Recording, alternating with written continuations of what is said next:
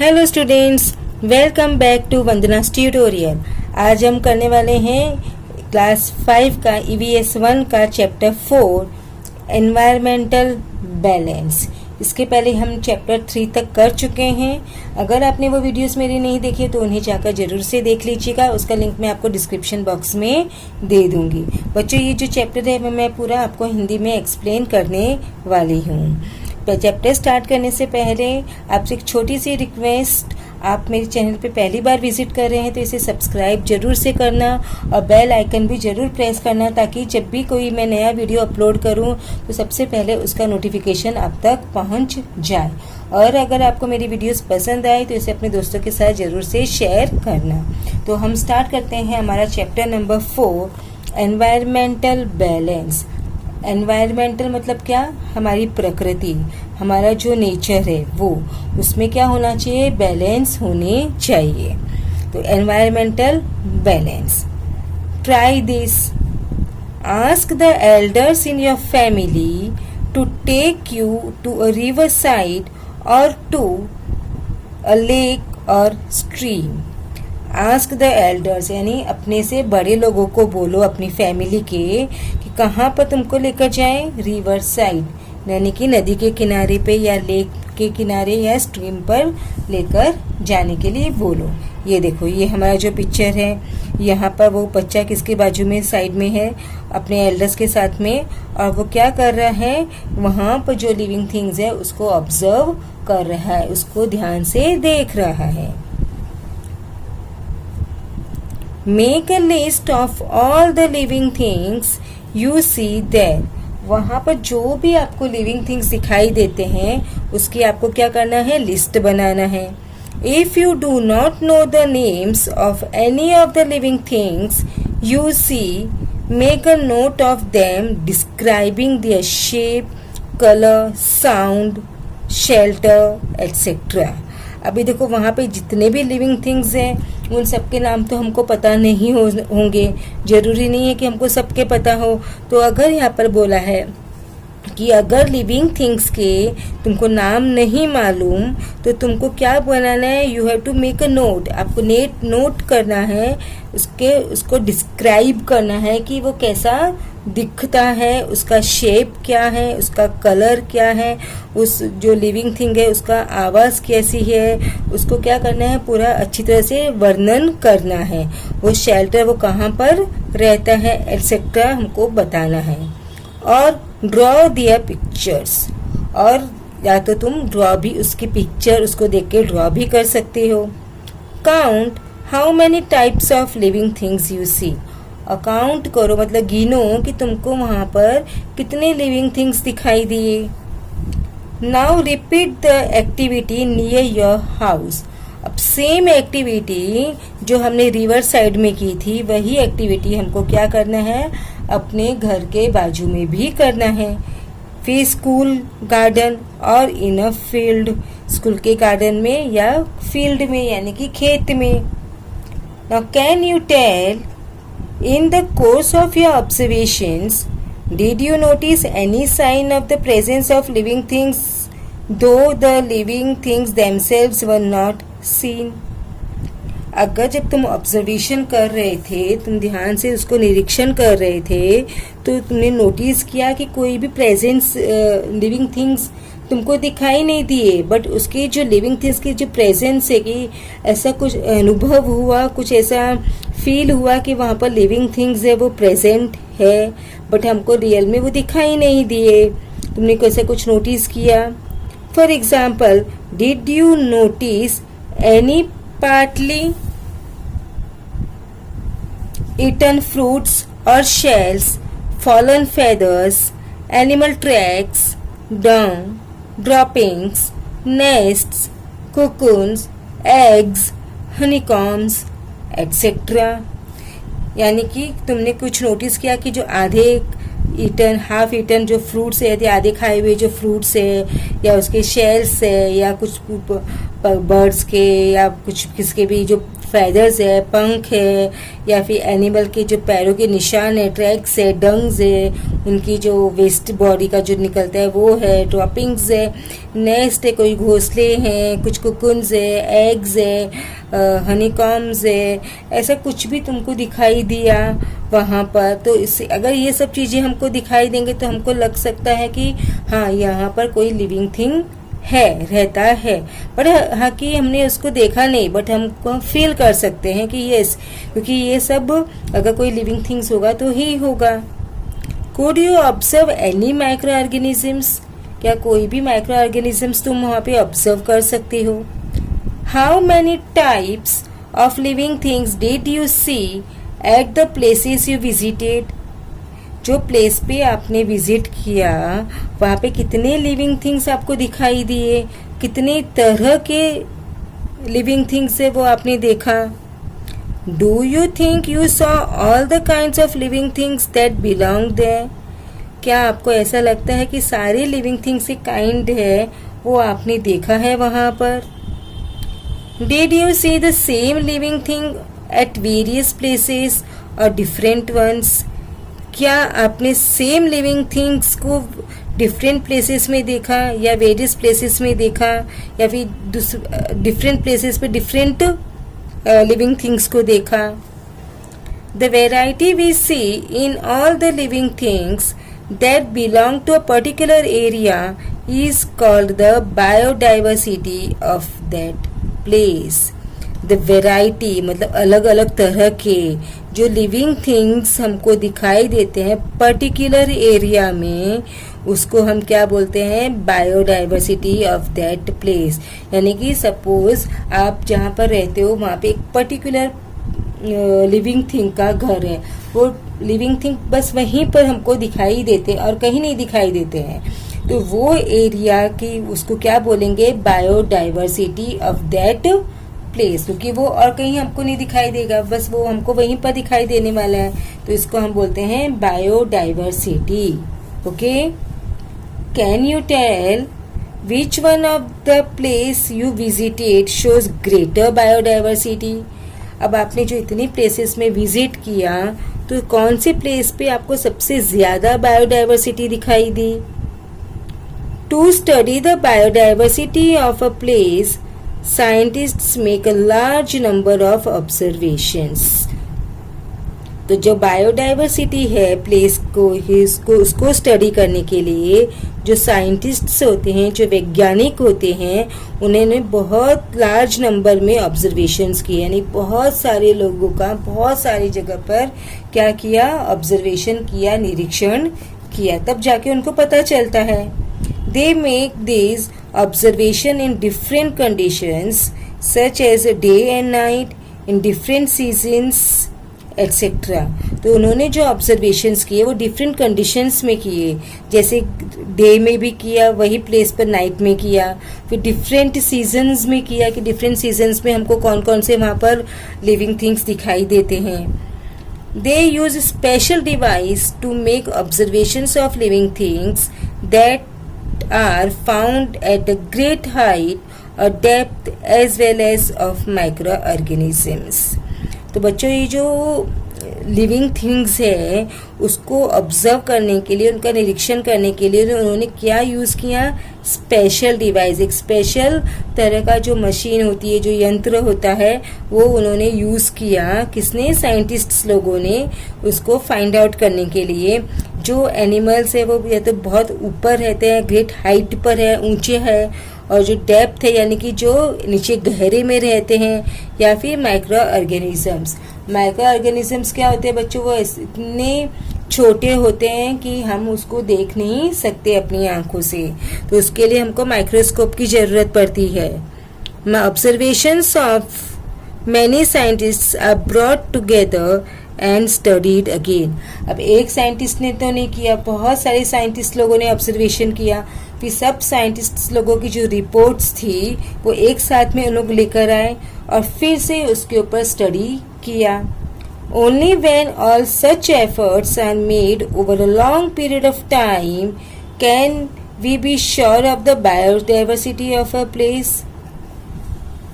इतने सारे एफर्ट्स करने के बाद में, इतने सारी कोशिश करने के बाद में, वो भी बहुत लॉन्ग पीरियड यानी लंबे समय तक, तो क्या हम श्योर हो सकते हैं? Can we be sure of the biodiversity of a place? हम उस प्लेस के बायोडाइवर्सिटी से श्योर हो सकते हैं, यानी निश्चित हो सकते हैं।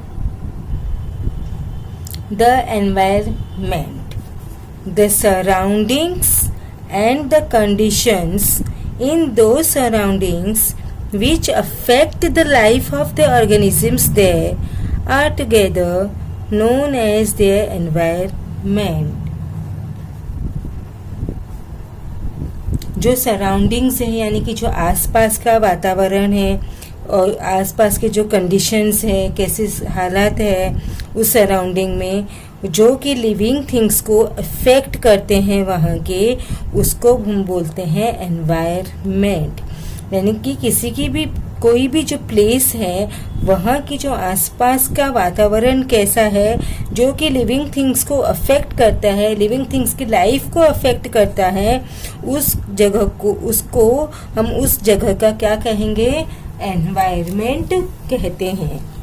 इट इंक्लूड्स मैनी कंपोनेंट्स, उसमें बहुत सारे जो कंपोनेंट्स मतलब बहुत सारे घटक है, बहुत सारे पार्ट्स है, जैसे कि सनलाइट, उस प्लेस पे कितनी सनलाइट आ रही है, वहाँ की एयर कैसी है, या ड्राई एयर है, हॉट एयर है या ह्यूमिड एयर है, वाटर कैसा है वहाँ पर, या कि बहुत सारा पानी मिलता है, plenty of water is there, और डेजर्ट एरिया है तो पानी नहीं मिलेगा। वहाँ की सॉइल कैसी है, ब्लैक सॉइल है, रेड सॉइल है, किस तरह की सॉइल है, फर्टाइल है, इनफर्टाइल है, वहाँ कैसे प्लांट्स ग्रो होते हैं, वहाँ पे कैसे एनिमल्स रहते हैं, वो सब चीज़ें वो किसका पार्ट होती है? एनवायरनमेंट का पार्ट होता है। आई होप ये क्लियर हुआ आपको। Living and non living things are dependent on each other. अब लिविंग थिंग्स हैं और नॉन लिविंग थिंग्स, ओके, वो क्या है? एक दूसरे के ऊपर डिपेंडेंट है, living and non living thing. There is a lot of give and take और इंटरेक्शन बिटवीन देम। दोनों के बीच में बहुत सारा क्या होता है? गिव एंड टेक होता है और इंटरेक्शंस भी काफ़ी होते हैं। Environmental science studies these interactions, और एनवायरमेंटल साइंस है वो उसी इंटरेक्शंस को, उनके बीच में क्या रिश्ता है उसको क्या करता है? वो स्टडी करता है, यानी कि वो उसके बारे में हमको इंफॉर्मेशंस देता है। Look at the pictures of the living and non living things shown below. Discuss the natural relationship mutual relationships between these various factors of the environment. देखो यहाँ पे हमको पिक्चर्स दी है, यहाँ पर हमको बहुत सारे जो पिक्चर्स दी है उसमें लिविंग थिंग्स भी है और नॉन लिविंग थिंग्स भी है। जो non living things and living things जो पिक्चर्स में दी है वो क्या है? एक दूसरे पर डिपेंडेंट है। देखो जैसे यहाँ पे ये रेन वाटर दिया है, तो रेन वाटर पे हम डिपेंडेंट है totally, isn't it? We are totally dependent on rain water. तो ये जो नॉन लिविंग थिंग है, जैसे भी रॉक्स है, रॉक्स के ऊपर भी हम डिपेंडेंट है और रॉक्स भी हमारे ऊपर डिपेंडेंट है। यानी कि ये जो लिविंग थिंग्स और नॉन लिविंग थिंग्स है वो एक दूसरे के ऊपर डिपेंडेंट होते हैं और उन दोनों के बीच में इंटरेक्शंस होता है, उन दोनों के बीच में गिव एंड टेक होता है। तो एनवायरमेंटल जो साइंस है वो इसी गिव एंड टेक को, इसी इंटरेक्शंस के बारे में हमको बताता है।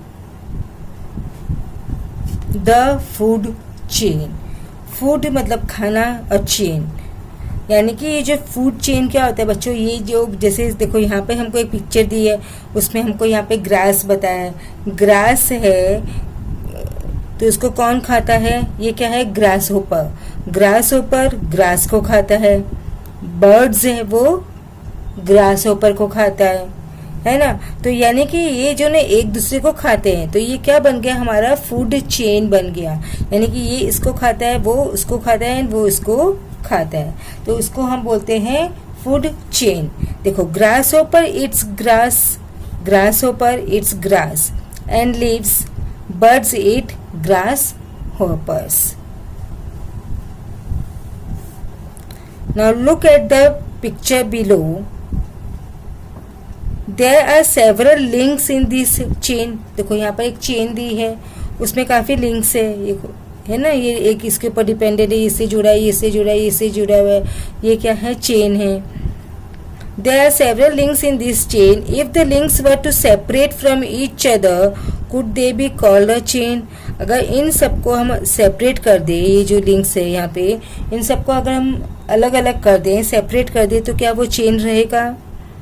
Even though each link is a complete object, it is joined to the links before and after it. If any link comes loose the chain is broken. ये देखो एक अपना एक अलग ऑब्जेक्ट है, ये एक सेपरेट ऑब्जेक्ट है, बट इन सबको एक लिंक किया हुआ है, एक लिंक से ज्वाइन किया हुआ है। अगर इनका जो कोई भी एक लिंक है, अगर इसके पहले वाला या इसके बाद वाला लूज हो गया, टूट गया, तो क्या वो कंप्लीट चेन रहेगा, नहीं। इसको हम क्या बोलते हैं, चेन इज ब्रोकन।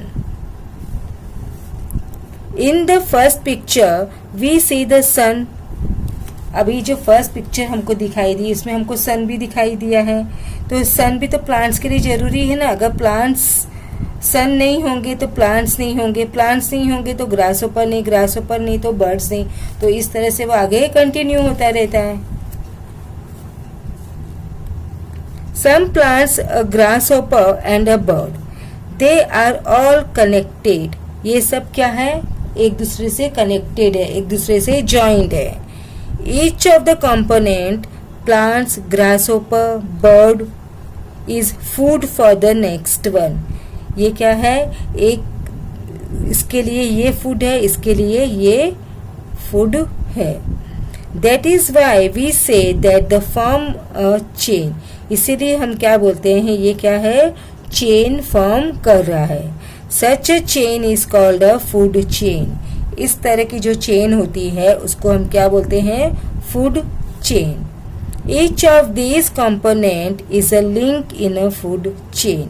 ये हर एक कंपोनेंट है, जैसे ग्रास ऊपर है या जो प्लांट्स है, वो क्या है, चेन के लिंक्स है। वो क्या है, चेन के लिंक्स है। Look at the pictures. What is the dears food. देखो यहाँ पर डियर है, ओके, तो डियर का फूड क्या है, डियर का फूड क्या है, लीव्स है, वो लीव्स वगैरह खाता है, ग्रास खाता है, तो डियर क्या है हमारा, हर्बीवोर्स है। अब आगे हमको क्या बताया है, what is the food for the tiger. अब ये जो टाइगर है उसका फूड क्या है, टाइगर का फूड क्या है, डियर। डियर का फूड क्या है, लीव्स, ओके।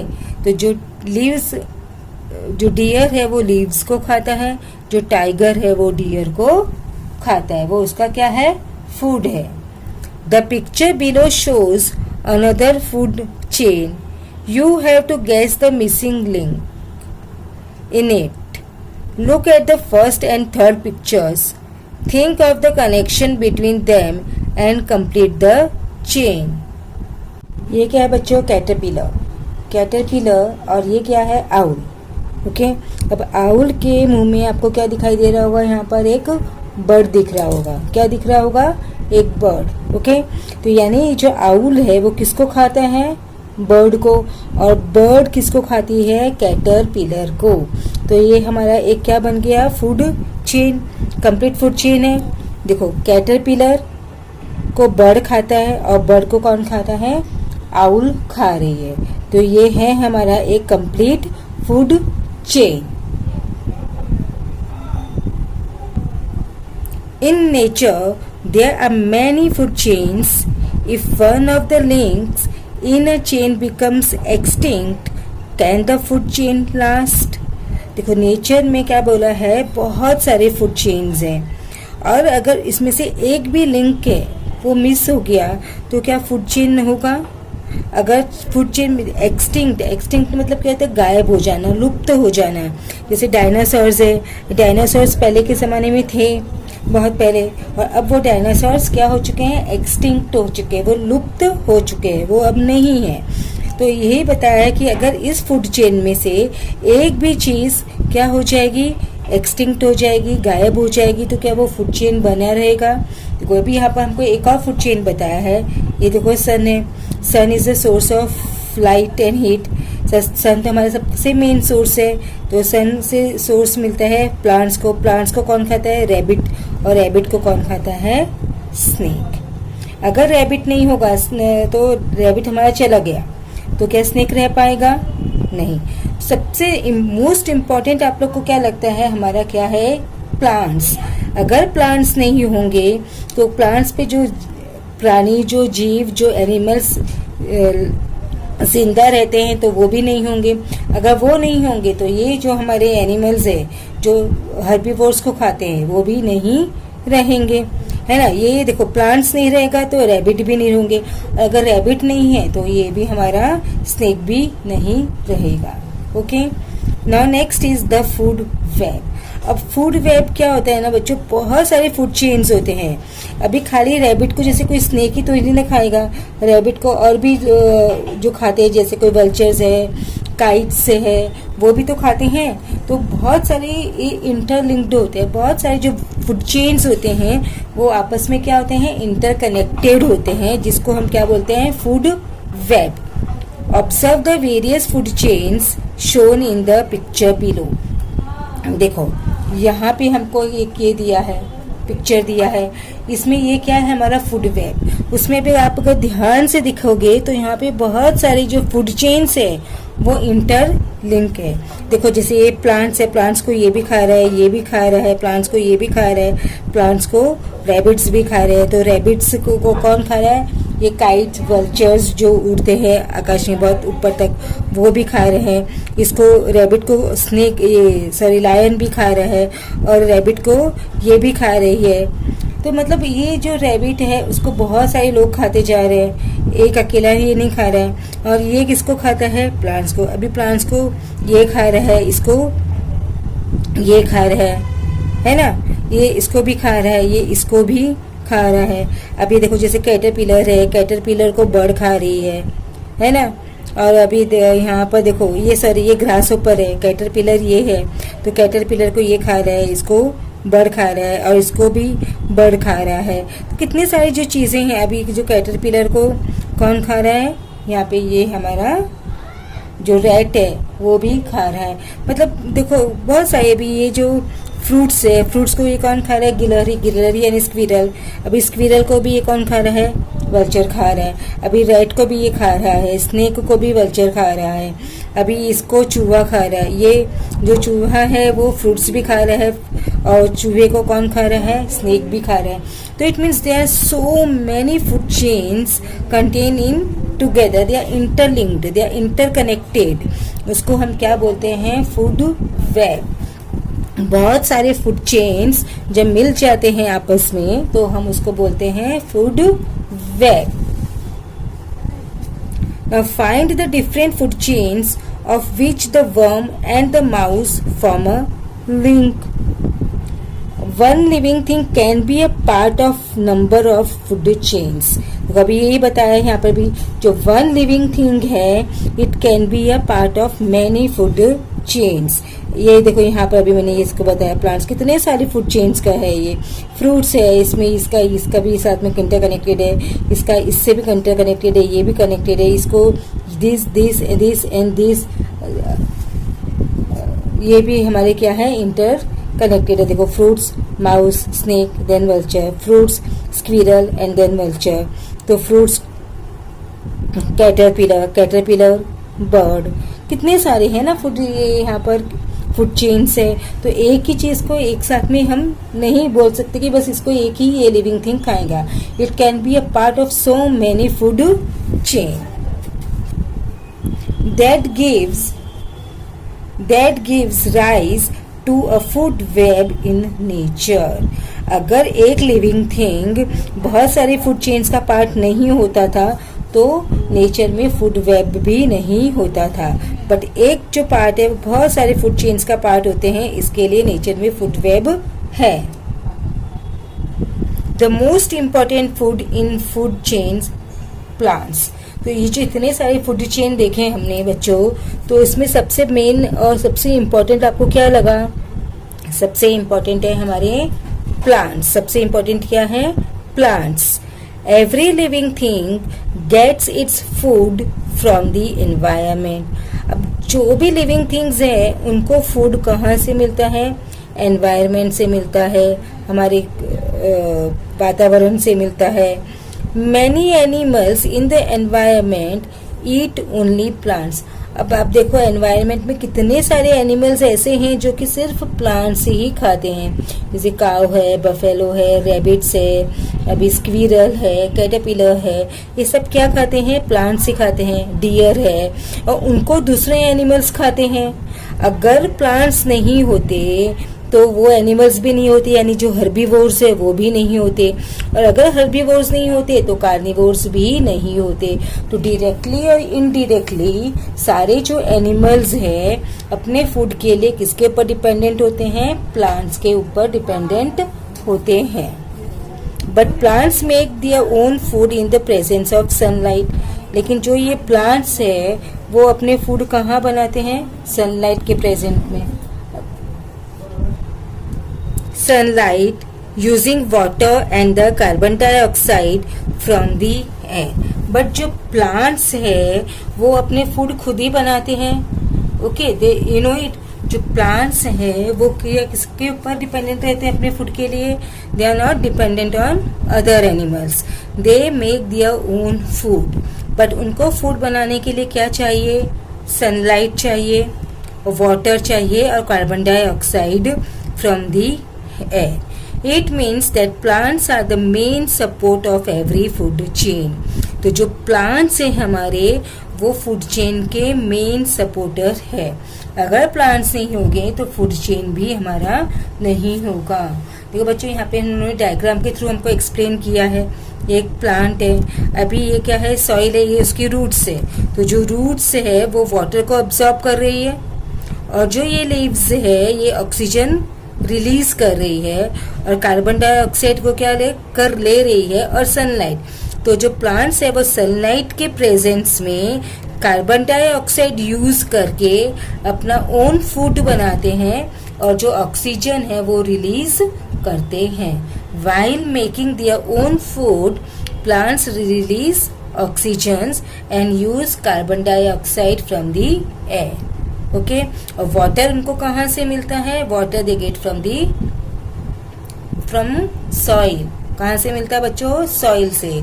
तो सॉइल में जो ये रूट्स होती है वो रूट्स वाटर को अब्सॉर्ब करता है और रूट्स वाटर को अब्सॉर्ब करके पूरे प्लांट्स में क्या करता है? वो सप्लाई करता है वाटर को. I hope it's clear.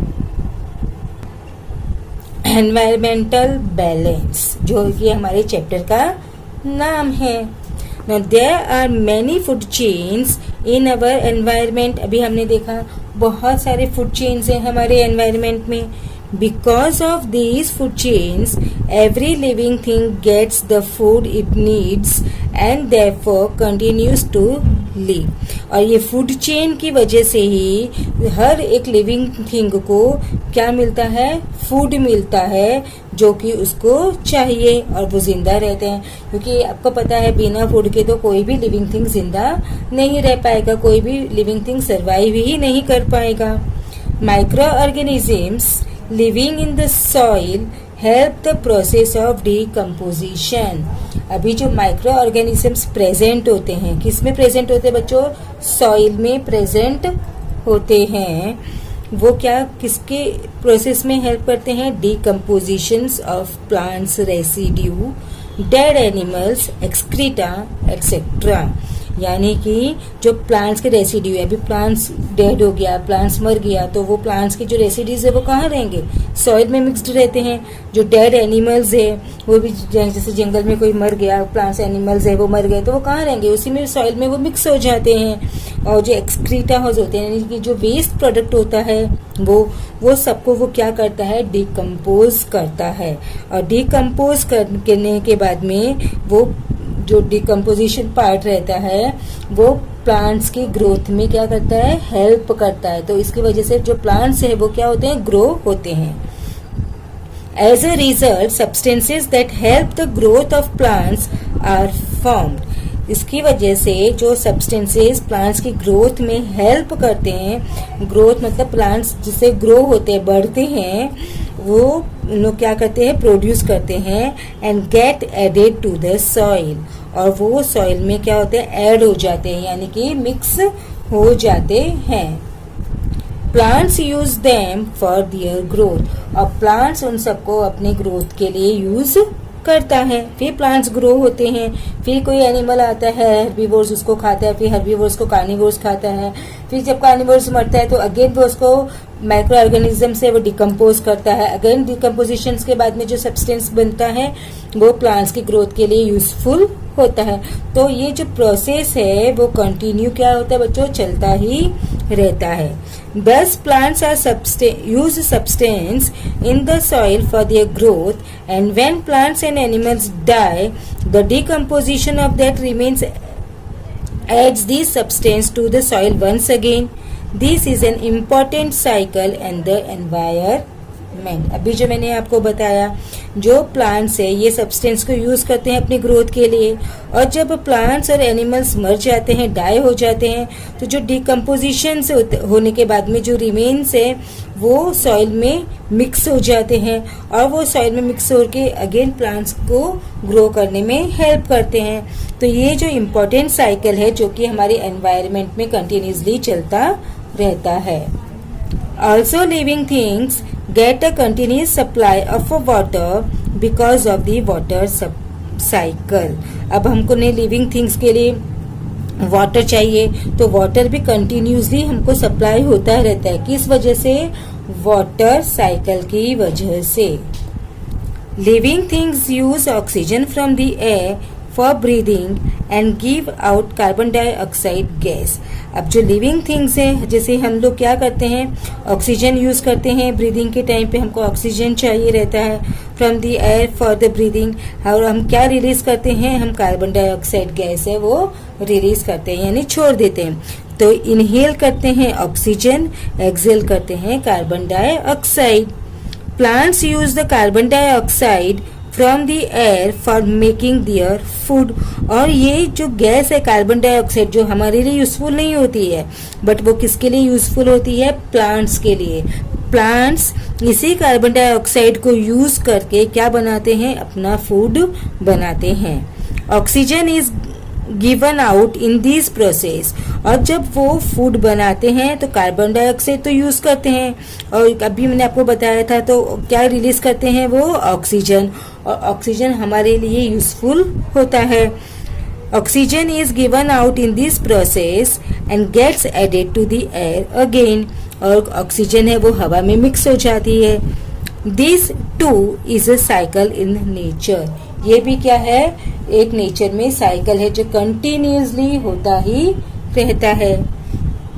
There are several other such cycles in nature, ऐसे ही बहुत सारी जो साइकिल्स है वो नेचर में कंटिन्यूसली चलते रहते हैं। उसकी वजह से हमारा जो एनवायरनमेंट है वो बैलेंस रहता है, नहीं तो हमारा जो बैलेंस है वो बैलेंस बिगड़ जाता था। Thus there is a interaction amongst living things and between living and non living things in nature, उसकी वजह से इंटरेक्शंस होता है किसकी वजह में, अमंगस्ट लिविंग थिंग्स, यानी लिविंग थिंग्स ही लिविंग थिंग्स के, अभी हमने देखा फूड चेन, तो living things and living things के बीच का जो तालमेल है, इंटरेक्शन मतलब क्या होता है बच्चों, तालमेल होता है जो वो रहता है, और बिटवीन किसके, living and non living things in nature. The interactions go on continuously, और ये जो तालमेल है वो हमेशा ही बना हुआ रहता है, वो तालमेल है वो कभी भी बिगड़ता नहीं है। This helps to maintain the food chains in the environment, और इसी की वजह से फूड चेन है वो भी एनवायरमेंट में बना रहता है, मेंटेन रहता है, नहीं तो वो भी फूड चेन भी नहीं बनता था अगर एनवायरमेंट में बैलेंस नहीं होता था। When the various cycle in the environment go on uninterrupted, environmental balance gets maintained, और इसी तरह जब बहुत सारे साइकिल्स है जो हमने पढ़े, वो साइकिल्स कंटिन्यूसली एनवायरनमेंट में चलते रहते अनइंटरप्टेड, मतलब बिना रुकावट के, इसके बिना रुकावट के वो जब कंटिन्यूसली चलते हैं तो उसको हम क्या, तो उसकी वजह से क्या मेंटेन होता है, एनवायरमेंटल बैलेंस, जो कि हमारी इस अर्थ के लिए बहुत ही ज्यादा इम्पोर्टेंट होता है। So always remember, for the existence of living things, it is important that environmental balance is maintained. अगर लिविंग थिंग्स के एग्जिस्टेंस चाहिए इस अर्थ में, तो एनवायरमेंटल बैलेंस है वो बहुत ही इम्पोर्टेंट है। There are innumerable types of living things on the earth. इस जो अर्थ पे है उस पे बहुत सारे मतलब इननंबरेबल, जो हमको पता ही नहीं कि उसका आखिरी नंबर क्या है, इतने नंबर्स ऑफ लिविंग थिंग्स यहाँ पर अर्थ में रहते हैं। There is interaction between living and non living things in the environment, यानी कि लिविंग थिंग्स और नॉन लिविंग थिंग्स के बीच में क्या है, इंटरेक्शन है, तालमेल है। Different kinds of animals, plants and microorganisms are found in different regions of the earth. Different मतलब अलग अलग तरीके के एनिमल्स, प्लांट्स और माइक्रो ऑर्गेनिजम्स है वो अर्थ के डिफरेंट रीजन्स में, यानी अलग अलग जगह पर अलग अलग तरीके के एनिमल्स, प्लांट्स और माइक्रो ऑर्गेनिजम्स है वो पाए जाते हैं। ऐसा नहीं कि एक जगह पर, यहाँ पर जो महाराष्ट्र में एनिमल्स है वही हमको आउट ऑफ इंडिया भी वही एनिमल्स मिलेंगे, ऐसा नहीं है। हर जगह पर अलग अलग तरीके के प्लांट्स, एनिमल्स और माइक्रो ऑर्गेनिजम्स है वो हमको मिलते हैं। The water cycle, various other cycles and food chains in nature help to maintain the balance in the environment. This balance has been maintained for thousands of years. जो water cycle है और other cycles जो हमने पढ़ा, food chain का जो cycles है वो एंड फूड चेन्स, ये जो है वो नेचर में हेल्प करते हैं किसके लिए, एनवायरमेंटल बैलेंस को मेंटेन रखने के लिए, यानी एनवायरमेंटल बैलेंस को बनाए रखने में फूड चेन, वाटर साइकिल और भी अलग अलग तरीके के जो साइकिल्स है वो बहुत ही ज़्यादा इम्पोर्टेंट होते हैं। This balance has been maintained for thousands of years, और ये जो बैलेंस है वो आज से नहीं है, वो थाउजेंड्स ऑफ ईयर्स पुराने हैं। मतलब थाउजेंड्स ऑफ ईयर्स से ये जो बैलेंस है वो एनवायरमेंट का चला आ रहा है। तो ओके बच्चों, इसी के साथ में हमने जो चैप्टर नंबर 4 है वो फिनिश कर लिया। आई होप आपको ये चैप्टर बहुत अच्छी तरह से क्लियर हो गया होगा। अगर आप मेरे चैनल पे पहली बार विजिट कर रहे हैं तो इसे सब्सक्राइब जरूर से कीजिएगा, और अगर पसंद आया वीडियो तो उसे अपने दोस्तों के साथ शेयर भी जरूर से करना। Thank you, keep watching Vandana's tutorial. मिलते हैं नेक्स्ट वीडियो में।